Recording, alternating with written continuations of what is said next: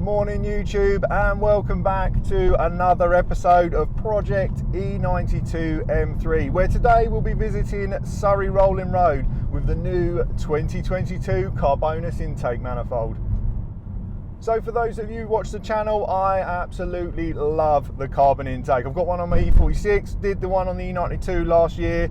Blown away by how much it transformed it. So much so that I went back to a stock exhaust just to appreciate the full goodness of that intake bark. And even today, driving it out almost a year later, still absolutely blown away by it. It makes such a difference to the feel of the car and the whole experience of being behind the wheel of a 4-litre naturally aspirated V8. But like I say, in today's video we'll be fitting the new 2022 version, discussing that, taking it on Dyno Dynamics at Surrey Rolling Road to see what the outcome is. But before we get to that, enjoy a quick sort of time lapse of it all being fitted up and compared.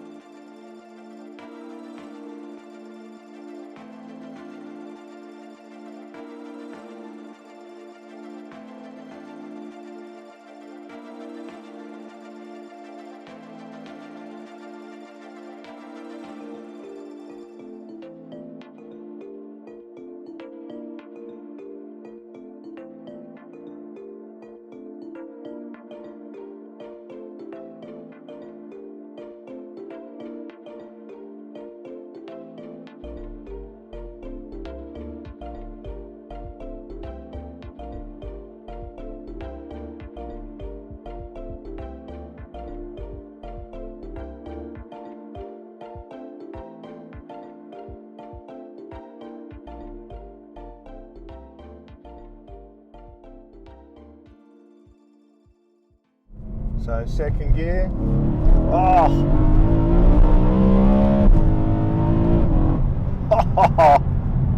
What a sound. Even now, like, oh, 10 years time, there is not going to be stuff like this on the roads. The government will just let everything go wild with costs, and it will just be, unfortunately, all electric vehicles. I'm going to enjoy this for as long as I can until I'm priced out of it. Just, oh, what a car, what a sound with that carbon intake. So let's slow it back down and talk about the 2022 version. Well, Karbonius have released this. They still do the previous 2021 version, and I'll go over why the 2021 one may be the best option for you, and potentially why the 22 version will be better. Now, the 2021 ultimately is the most powerful of the variants, the round plenum as it's called. It's the one I had originally fitted. Claims power of around 9 horsepower on a stock tune, and upwards of 20-25 with a calibration custom obviously to the intake and your setup. So big gains really for a really highly strung engine already. But now the 2022 version actually is going to be making less power, and that doesn't mean that it's just been done deliberately to ruin it.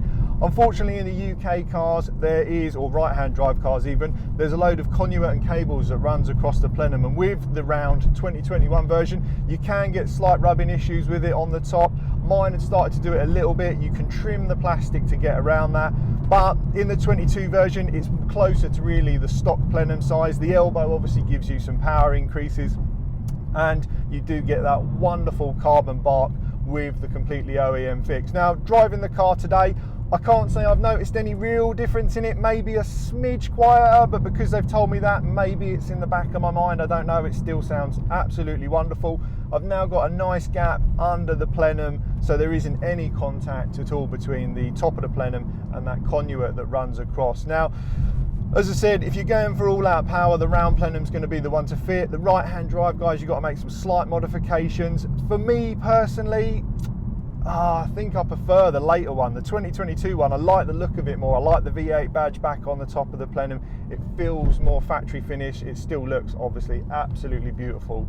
So if you are in the market for one, weigh it up. From what Karbonius have told me, there's not going to be big horsepower increases in the standard one. They've said that on the standard calibration, or one that's not been mapped to the car, anywhere from 3 to 5 horsepower, with a calibration 15 horsepower. The gains are more in the intake airbow. Now, it's been obviously a year since I've been to Surrey Rolling Road, where the car did 420 horsepower. So I said to Charlie, just want a power run, I want to see what it's doing, make sure everything's working perfectly, more of a health check, and see what differences the 22 plenum has made. So we'll make our way there now on some enjoyable back roads, and should be there in about 25 minutes to get the car on the dyno.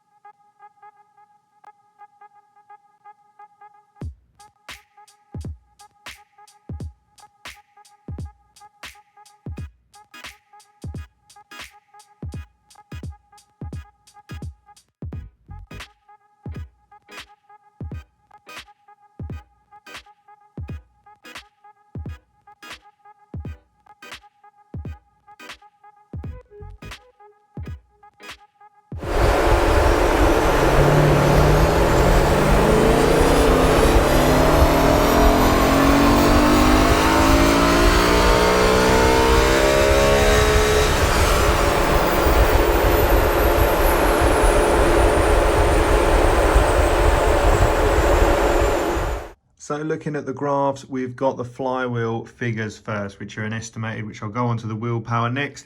As you can see, we've gained a marginal increase in the mid-range and right up to 6,800 RPM. Peak increase of just over 3 horsepower at the calculated flywheel from when it went in with the previous setup over a year ago.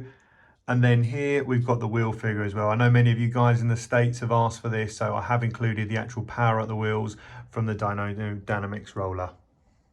So finished up at Surrey Rolling Road. I've just popped over at my normal trusty spot just to sort of reflect on the dyno session today. Obviously, I hoped it was going to make monstrous power. There was part of me that thought it feels amazing. Maybe it would have been better on the 2021 plenum.